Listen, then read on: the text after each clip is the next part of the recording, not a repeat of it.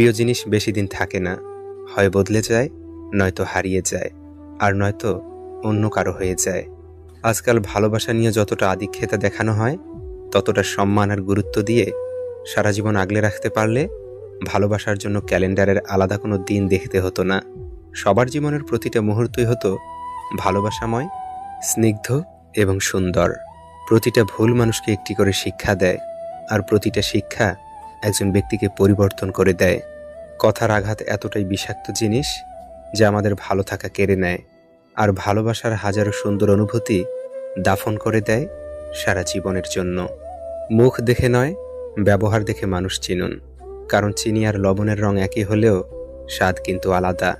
কাকে আপন ভাবো তুমি? কিসের এত মায়া? এই দুনিয়ায় আপন বলতে শুধুই নিজের ছায়া। আপনি যাকে নিয়ে সারাক্ষণ ভেবে যাচ্ছেন, সে আপনাকে ছাড়াই ভালো আছে। নিজের কথা